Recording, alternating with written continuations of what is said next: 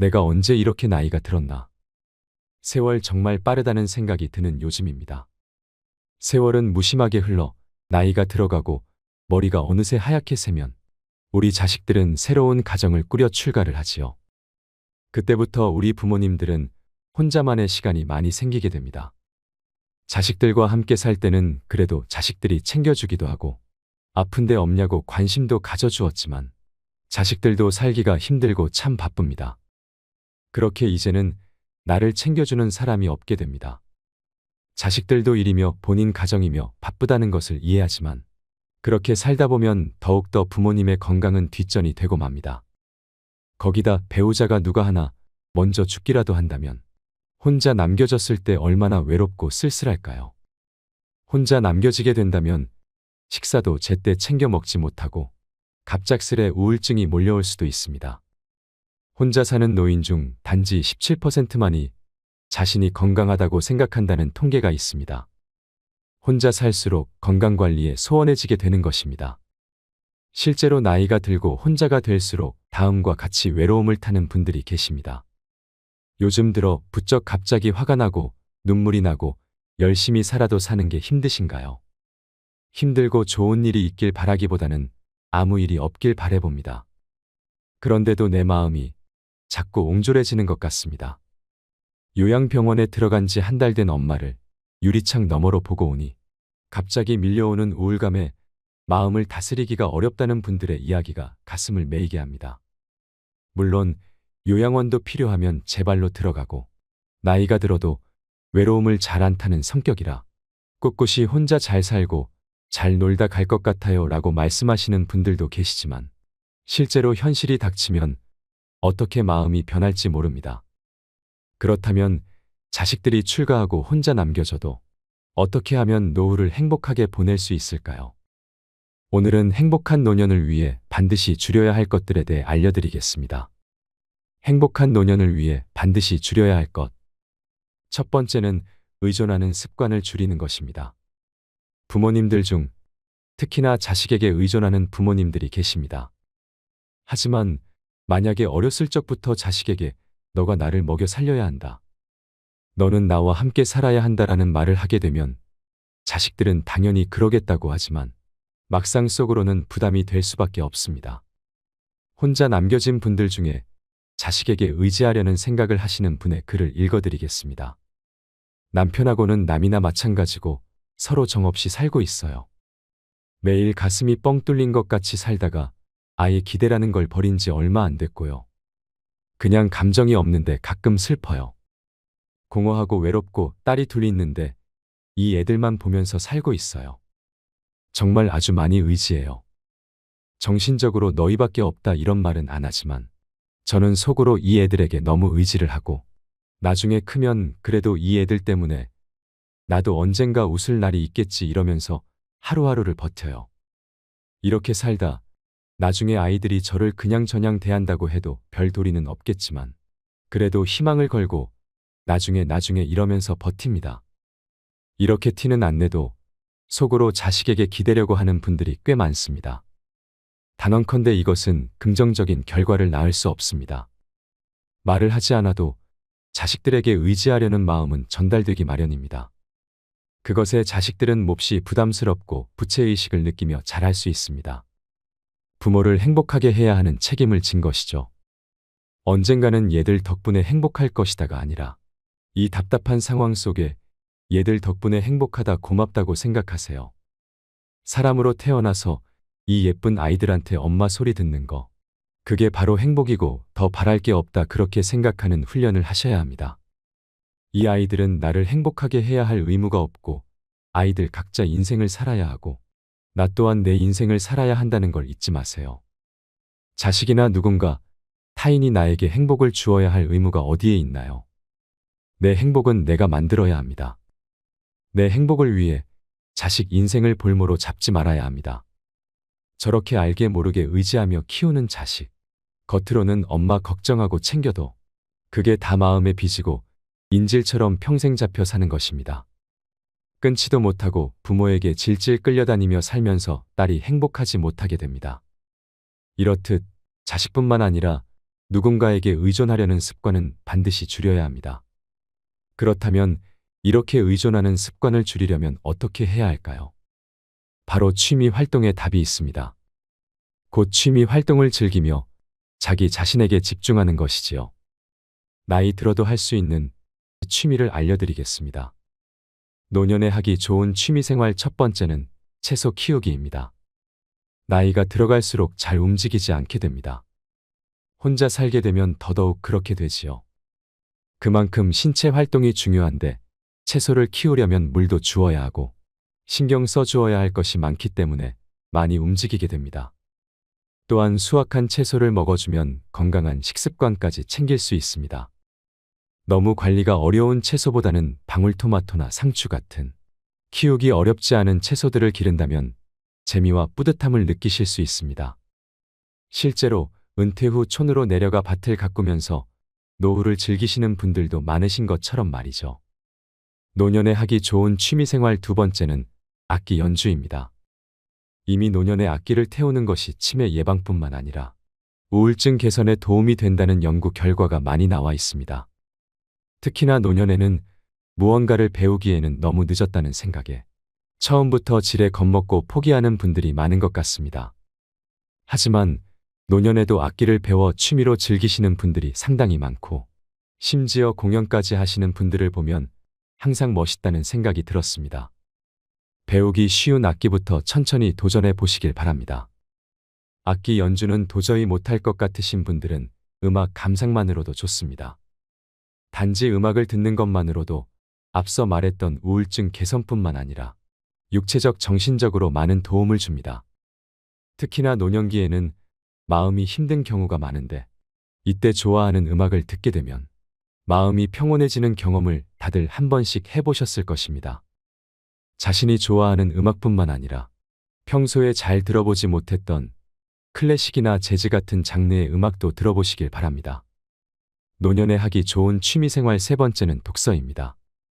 주말에 도서관에 가면 나이 드신 분들이 앉아서 책을 읽고 있는 것을 가끔 보곤 합니다. 일주일에 한 번이라도 이렇게 도서관에 가게 되면 몸을 움직일 수 있을 뿐 아니라 공짜로 독서라는 취미를 만들 수 있으니 도서관에 가는 습관을 만드는 것이 좋습니다.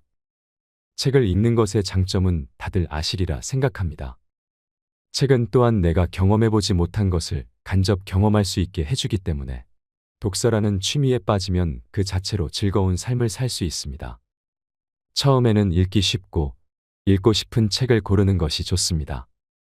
이렇게 자기만의 취미를 갖는다면 자기 생활하기 바빠 남에게 의존하려는 성향이 없어질 것입니다. 여러분, 매일 책을 조금씩 읽는 것만으로도 두뇌의 정신활동이 자극이 됩니다. 한 연구에 따르면 독서는 뇌의 노화 방지에 높은 효과가 있기 때문에 알츠하이머 및 치매와 같은 정신장애를 늦춘다고 합니다. 독서가 뇌를 자극하고 활동성을 유지하여 뇌의 힘과 능력을 유지할 수 있습니다. 평소 짧은 영상, 자극적인 영상 등 주변에 노출되어 있는 많은 것들이 우리의 집중력을 떨어뜨리고 게으르게 만듭니다. 하지만 독서를 하는 동안 집중력을 향상시킬 수 있습니다. 또 노후의 독서는 무언가에 몰두할 수 있는 정신적인 공간을 제공하면서 노년의 일상적인 걱정으로부터 덜어주는 역할을 합니다. 매일 책을 10장씩이라도 읽는 습관을 들이셔서 건강한 뇌와 정서적 안정감을 얻으시길 바랍니다. 노년에 하기 좋은 취미생활 네 번째는 탁구입니다. 우선 탁구의 제일 큰 장점은 다른 운동보다 근력과 체력이 덜 요구되어 남녀노소 같이 즐길 수 있습니다. 시간당 칼로리 소비량은 강도 높은 자전거, 수영, 달리기 운동과 비슷한 에너지 소비량을 자랑합니다. 30분당 300칼로리 이상을 소모하므로 다이어트에도 효과적입니다. 또 심혈관 건강에 좋습니다. 탁구를 한 달만 해도 심폐기능이 향상되고 체력이 높아지는 것을 느낄 수 있습니다. 심폐기능이 개선되고 체내 지방 성분이 줄어들어 혈관이 강화됩니다.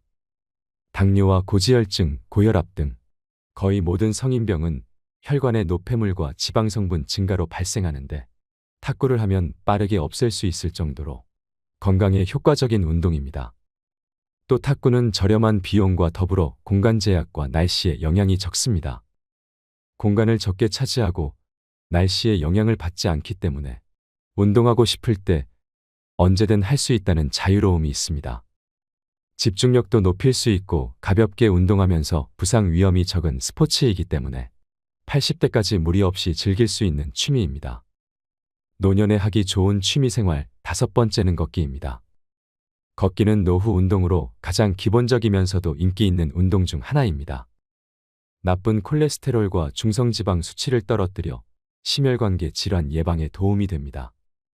특히 맨발 걷기는 발바닥 전체를 지압하는 효과가 있어 혈액순환을 촉진하고 신진대사를 활성화해 보이지 않는 속 건강을 지키는 데 이롭습니다.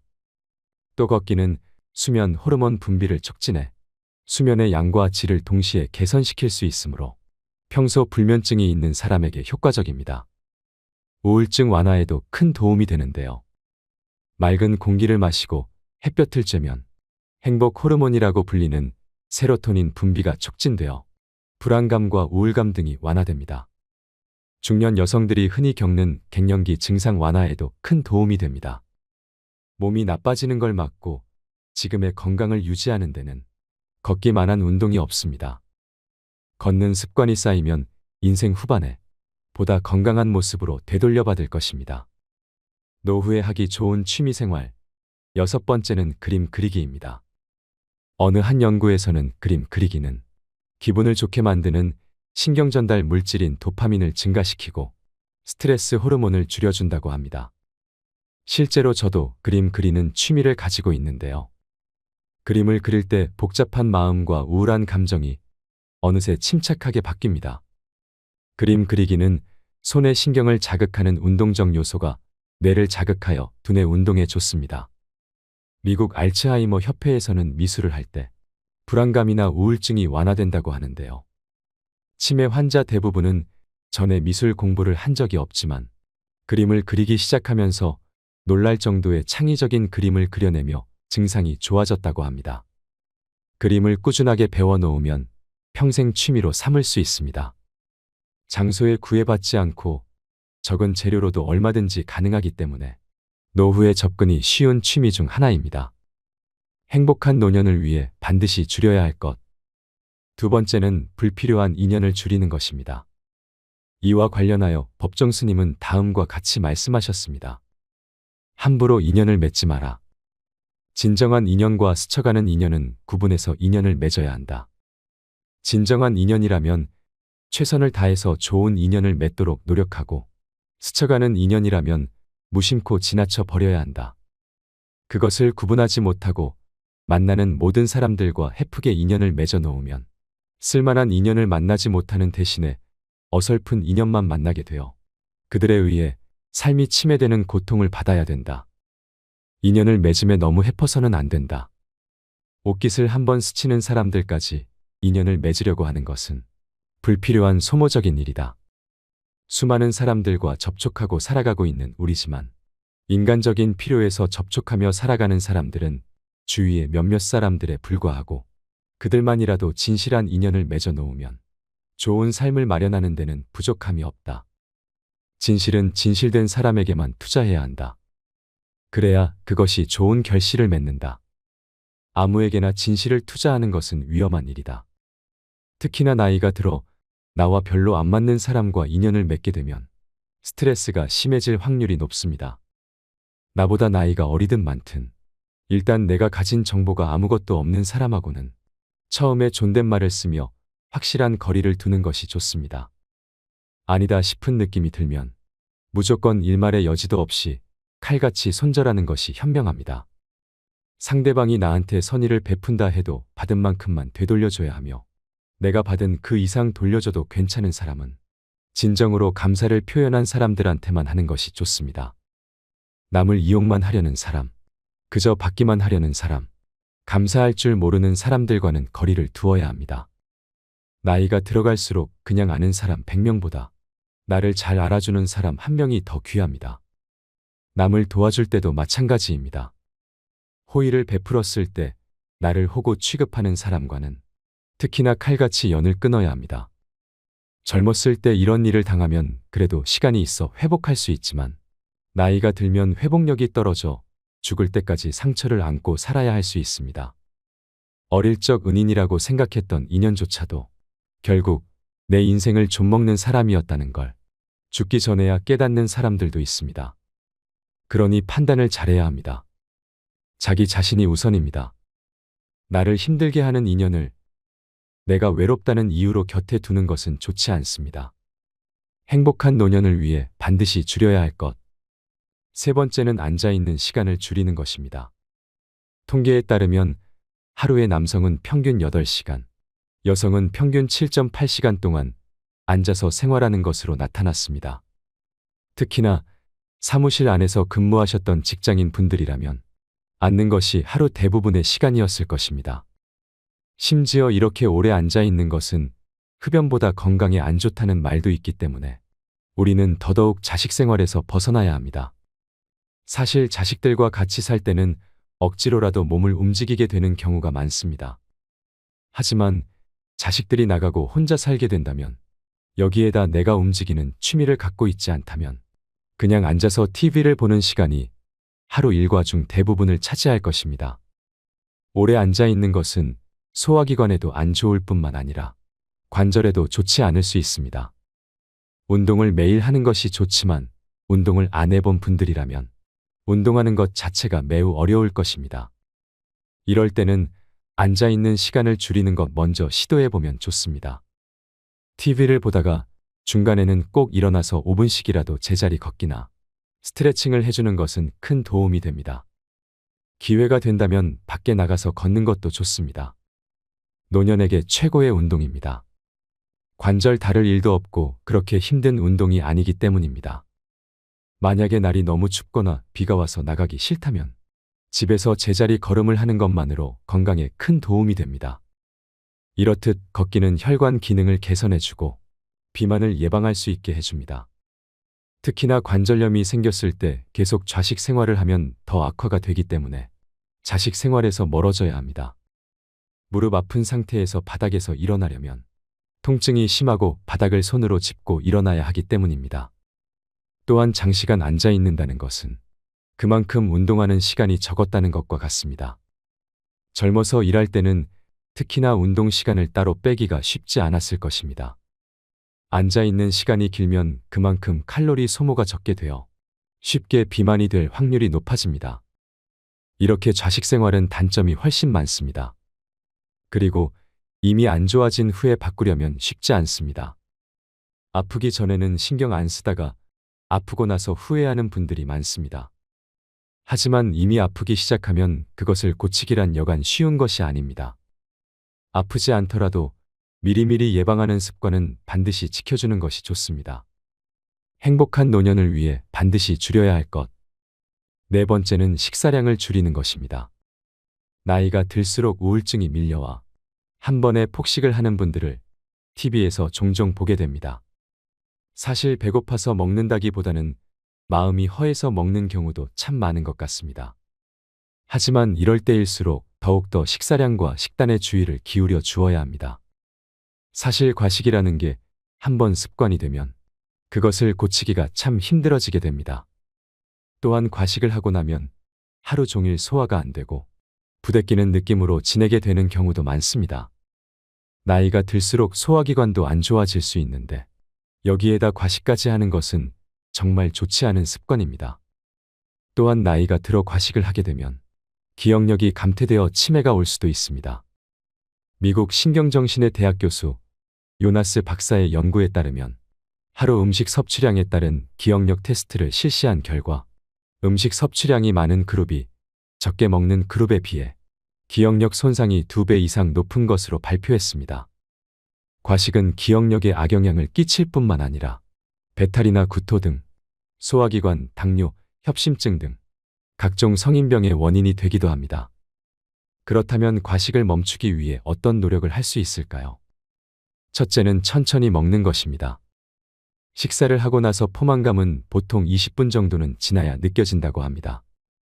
하지만 10분 만에 이미 한 끼양을 먹었다면 포만감이 안 생겨 한 그릇을 더 먹게 되는 것입니다. 그러니 음식의 맛을 최대한 느끼면서 천천히 꼭꼭 씹어 먹는 습관이 필요합니다. 두 번째는 하루 1리터 이상의 물을 마셔주는 것이 좋습니다. 하지만 물을 너무 많이 마시면 심혈관에 머무르는 혈액량이 증가해 혈관 압력이 높아지고 이에 따라 수분이 비교적 압력이 낮은 폐와 뇌로 이동해 부종이 생길 수 있기 때문에 신체 활동이 특히나 적은 노인은 수분 섭취에 주의가 필요합니다. 세 번째는 육류나 튀김, 소금과 설탕 섭취를 주의하는 것입니다. 아예 먹지 말라는 것이 아닙니다. 이런 것을 못 먹게 되면 오히려 스트레스만 더 쌓일 것입니다. 맛있는 것을 먹는 것도 인생의 행복한 낙이기 때문에 먹는 것이 오히려 좋습니다. 하지만 매일 먹지는 말라는 것입니다. 육류나 튀김 등의 포화지방산과 트랜스지방이 많이 함유된 음식을 먹으면 중성지방과 몸에 나쁜 콜레스테롤이 증가하게 됩니다. 각종 혈관 질환의 위험성이 높아지기 때문에 조금은 줄여주는 것이 필요합니다. 소금과 설탕 또한 마찬가지입니다. 이 두 가지는 음식을 만들 때 필수적인 조미료이고 어렸을 적부터 우리 입맛이 여기에 길들여져 있기 때문에 완전히 끊기는 어렵습니다. 그리고 적당량의 소금은 오히려 건강에 좋습니다. 단, 너무 과하고 자극적이게 음식을 먹게 되면 여러 질병이 동시에 발생하는 대사증후군이 생길 위험이 높아집니다. 젊을 때는 상관없을 수 있으나 나이가 들어가는데 간을 세게 먹는 습관을 고치지 못하면 나이 들어 건강에 치명적일 수 있습니다. 다시 한번 말씀드리지만 아예 먹지 말라는 것이 아닙니다. 평소보다 조금 줄이려는 노력만으로도 여러분의 건강이 많이 개선될 것입니다. 대개 이렇게 피곤하게 살 바에 그냥 남은 인생 하고 싶은 대로 살겠다고 말씀하시는 분들이 계십니다. 하지만 살고 싶은 대로 사는 것도 건강할 때나 가능한 이야기입니다. 아프면 살고 싶은 대로 살지 못하게 될 수 있습니다. 복잡하게 생각하지 마시고 좋은 습관들을 하나씩만 내 삶에 적용해 보시기를 추천드립니다.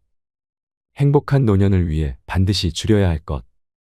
다섯 번째는 당신의 노년을 자녀의 교육과 맞바꾸는 것입니다. 자녀들에게는 별로 반갑지 않은 말일 수 있으나 그 첫 번째는 자녀의 미래와 맞바꾸는 선택의 문제입니다. 우리나라 부모들은 지나치게 자녀의 성공과 행복에 자신의 삶을 희생합니다. 자식의 성공이 곧 나의 성공이라고 생각하며 자식이 잘 되면 본인은 지금 어떤 사연이 있어도 괜찮다고 여기는 부모가 많습니다. 어린 자녀를 위해 내 재산을 올인하는 행동은 노후 준비를 가로막는 걸림돌이 되며 초고령 사회 일본에서 이미 심각한 사회 문제로 대두되고 있으며 노후 파산의 직접적인 원인이 됩니다. 우리나라 노인들은 경제적 어려움 속에서도 집을 팔지 않고 지키려 합니다. 자녀에게 상속하려 하기 때문입니다. 내 집은 없어도 자녀 결혼할 때 줘야 할 집 한 채는 있어야 한다고 생각하는 부모도 있습니다. 이렇게 집 상속은 기본이고 자녀가 집을 사는데 노후 자금을 아낌없이 씁니다. 이혼한 자녀의 아이를 노부부가 대신 키우며 양육비를 지출하기도 하고 예상치 못했던 일로 목돈을 투입하기도 합니다. 노후 대책은 곧 자녀 대책이라는 말이 나올 정도로 겨우 남은 노후 자금까지 모두 털어서 우리 자녀의 교육에 투자하는 예도 많습니다. 그러나 이것은 많은 돈을 자녀 교육에 투자하고 매달려도 그것이 결코 자녀의 성공과 행복을 좌우하지는 못한다는 것을 알지 못하는 잘못된 선택입니다. 부모가 편하고 여유롭게 잘 사는 것이 멀리 생각하면 자식을 위해서도 좋습니다. 자식과의 관계에서 경제적, 정신적 독립은 노후를 계획하고 준비하는데 유의해야 할 부분입니다. 행복한 노년을 위해 반드시 줄여야 할 것. 여섯 번째는 인생 이막의 직업을 미리 준비하지 않는 것입니다. 눈부신 조명이 켜지고 강한 음악 소리가 흐르기 시작합니다. 사람들의 시선은 지금 막 등장한 시니어 모델들에게 모이고 관객들은 환호성을 지릅니다. 올해 9년차 베테랑 시니어 모델인 인권 씨는 87세입니다. 감각과 자신감이 넘치는 워킹, 돋보이는 패션. 임 씨가 시니어 모델 일을 시작한 건 40년 해오던 일에서 은퇴 후 집에만 머물기 시작하면서 느낀 변화 때문이었습니다. 집에서 멍하니 있다 보니 무기력해지고 건강도 나빠졌습니다. 계속 이렇게 있을 수 없다고 판단한 그는 신문에 난 공고를 보고 모델 일에 지원하게 되었습니다. 현재 그는 직접 피부 마사지도 하고 화장과 머리 모양도 직접 챙기며 바쁘지만 즐거운 나날을 보내고 있습니다. 주위를 조금만 살펴봐도 노인이라는 한 단어로 묶어버리기 어려운 다양하고 입체적인 노인의 모습이 가득합니다. 우리는 무의식 중에 노년의 시간이나 욕망, 감정 등의 가치를 상대적으로 저평가하는 사회 분위기에 파묻혀서 살아갑니다. 마치 25세의 삶이 70대의 사람보다 더 중요하기라도 한 것처럼 말입니다. 그러나 그렇지 않습니다. 10대, 20대가 앞으로 크면 뭘 할까 고민하는 것과 은퇴한 노인들이 앞으로 무슨 일을 하며 어떻게 살 것인가 고민하는 것에는 차이가 없습니다. 살아가는 매 순간이 개인의 삶에는 늘 최초이자 다시 돌아오지 않을 시간이기 때문입니다. 우리는 모두 처음 살고, 처음 늙고, 처음 죽습니다. 어떻게 늙을 것인가라는 질문은 어떻게 살 것인가와 다르지 않습니다. 고령화로 은퇴 후 삶이 연장된 세대는 그 시간을 어떻게 뭘 하면서 보낼 것인지 고민하지 않을 수 없고 특정 나이 이후를 생각해 보지 않았던 사람들이라도 그때부터 시작되는 새로운 삶을 상상하고 미리 준비해야 합니다. 행복한 노년을 위해 반드시 줄여야 할 것. 7번째는 나이가 될수록 행복은 인간관계에 좌우된다는 사실을 모르는 것입니다. 행복하게 돼가 에드 디너 교수는 상위 10%의 행복한 사람들이 나머지 90% 사람들과 보인 가장 큰 차이가 인간관계에 있다는 사실을 밝힌 바 있습니다. 서로 신뢰와 사랑을 주는 관계가 있느냐 없느냐는 사람들의 삶을 전혀 다른 풍경으로 이끕니다. 부모와 자녀, 배우자, 친구, 연인 등의 관계는 행복은 물론 생존과 결부된 중요한 요소이기도 합니다. 그런 관계들이 없었다면 이 위험하고 거대한 세상에서 인간은 생존과 번영을 이룰 수 없었을 것입니다. 특히 노년에 있어서 관계는 끝까지 사회적 존재로서 자존감을 유지할 수 있는 중요한 요인입니다. 빠르고 느린 죽음으로 관계를 주로 상실해 가는 시간에 인생 이막 노후에는 오히려 새로운 관계 맺기가 가장 필요한 시점입니다. 많은 연구 자료에 따르면 다른 세대와의 만남과 관계 맺기는 특히 사회적으로도 중요한 의미가 있다고 말합니다. 세대의 교감에 접근하는 가장 좋은 방법은 다른 세대가 서로 만나는 것입니다. 이를테면 아이들에게 동화책을 읽어주는 일은 노인들이 다른 세대인 아이들과 만나는 계기가 되며 이런 동네 활동들에 적극적일수록 노인들은 건강한 노년을 보낼 확률이 높아집니다. 자신이 좋아하는 것을 우선 찾고 그 일이 다른 세대와 새로운 사람들과의 관계 맺기로 확장하는 노년이라면 가장 이상적이라 할 수 있습니다. 행복한 노년을 위해 반드시 줄여야 할 것. 8번째는 진정한 내가 아닌 거짓된 나의 모습으로 늙어가는 것입니다. 그동안 누군가의 자식, 누군가의 아내, 누군가의 엄마로만 살았다는 이정화 씨는 은퇴 후 마음속이 텅 빈 것 같았고 앞으로 살아갈 시간에 뭘 해야 할지 막막해졌습니다. 거짓된 모습으로 그냥 늙어간다는 생각만 들었습니다. 그러던 어느 날부터 자신이 정말 원하는 게 뭔지 곰곰이 생각하기 시작했습니다. 마침내 그는 한 번도 접해보지 못한 걸 배워보기로 결심했습니다. 플루트 연주와 시쓰기, 미나 그리기를 배우면서 이정화 씨는 점차 자기 내면의 목소리에 집중하기 시작했고 자기가 철학 공부에 관심이 많다는 걸 알게 되었습니다. 철학 공부 모임에 나가면서 책도 읽고 토론하는 일에 즐거움을 느꼈습니다. 매일매일 조금씩 마음이 채워지는 기분이 들었고 앞으로 살아갈 시간에 대한 관념도 달라졌죠. 그녀는 말합니다. 읽어야 할 책도 너무너무 많고 공부할 것도 너무너무 많아서 정말 신나요. 앞으로 노인들에게 꼭 필요한 철학 공부를 다른 사람들과 함께 하고 싶어요. 지금까지의 삶 중 지금이 제일 풍요로운 기분입니다. 그녀는 행복했습니다. 노년의 시간을 보내는 가장 이상적인 방법은 노인 한 사람 한 사람에게 맞는 방식을 각각 찾아서 살아가는 것입니다. 그러기 위해서는 노인의 다양성을 인정하고 그들의 선택을 존중하는 사회 분위기를 만들어가야 합니다. 은퇴 후 사회적 관계가 축소되기 마련인 노인들은 타인과 주변 사람에게 뻗었던 시선과 관심을 자기 내면으로 가져오는 변화로 충만해집니다. 어쩌면 노년은 외적으로는 축소되는 시기가 내적으로는 충만해질 수 있는 시기일지 모릅니다. 이는 노인 당사자들이 만드는 문화에도 큰 영향을 미칩니다. 자신에게 몰두하는 일상과 당사자가 주도하는 다양한 사회운동이 노년의 삶의 질을 결정하는 중요한 요소가 될 수 있는 것입니다. 실제 한국 사회에서 노년의 시간을 의미 있게 보내고 있는 노인의 이야기를 들으니 어떤 마음이 드시나요?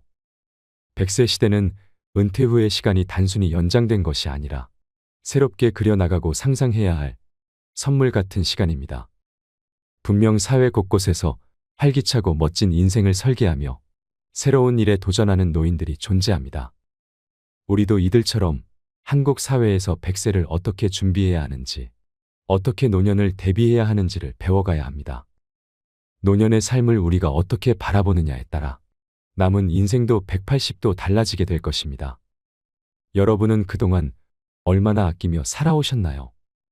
자식 키우느라, 가족 건사하느라 나에게는 1,000원도 벌벌 떨면서 그렇게 살아오시진 않으셨나요? 한평생 자식만을 위해 살다가 나를 위해서는 땡전 한 푼 제대로 써보지도 못하고 죽는 분들을 어떻게 생각하시나요?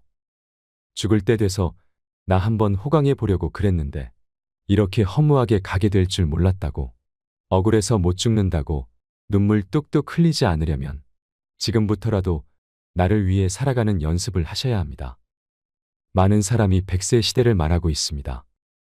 누군가는 은퇴 후 경제적 문제를, 누군가는 나이 들면서 찾아오는 질병들을 걱정합니다. 노년이 되면 은퇴 후 경제력과 생활력을 상실하면서 심리적으로 위축되고 외부 환경의 타인의 도움을 받는 수동적인 자세로 반응하게 됩니다. 노화에 따른 신체적 약화는 조심성을 요구하게 되고 예전과는 다르다는 자각으로 새로운 경험에 대한 두려움이 생깁니다. 사회적 역할이 상실되고 고립감, 가족관계 변화 등은 우울증으로 이어집니다. 현재 우리 사회의 노인들은 가난하며 고독하기 쉬운 것입니다. 이렇게 된다면 불행한 노후를 보낼 수밖에 없습니다. 하지만 방법은 있습니다. 오늘 영상에서 말씀드린 행복한 노년을 위해 반드시 줄여야 할 것. 첫 번째, 의존하는 습관을 줄이는 것. 두 번째, 불필요한 인연을 줄이는 것. 세 번째, 앉아있는 시간을 줄이는 것. 네 번째, 식사량을 줄이는 것. 다섯 번째, 당신의 노년을 자녀의 교육과 맞바꾸는 것. 여섯 번째, 인생 이막의 직업을 미리 준비하지 않는 것. 일곱 번째, 나이가 될수록 행복은 인간관계에 좌우된다는 사실을 모르는 것. 여덟 번째, 진정한 내가 아닌 거짓된 나의 모습으로 늙어가는 것을 꼭 경계하세요. 젊은 시절의 습관이 훗날 노년의 인생을 결정한다는 말이 있습니다. 아직 젊으니까 괜찮다며 안 좋은 습관을 그대로 노년까지 가지고 가게 되는 경우가 많습니다. 습관을 한 번에 바꾸는 것은 쉽지 않습니다. 하루하루 조금씩만 안 좋은 습관들을 줄이려고 노력한다면 어느새 좋은 습관들로 가득한 삶을 살고 계신 여러분을 찾을 수 있을 것입니다. 문득 98세의 할머니가 88세의 할머니에게 뭘 입어도 예쁜 나이다라고 했다던 이야기가 생각납니다. 마음가짐만 바로 세운다면 아직 우리는 젊기에 뭐든지 할 수 있습니다. 이상으로 인생 철학이었습니다. 철학이 있는 당신의 삶을 응원합니다.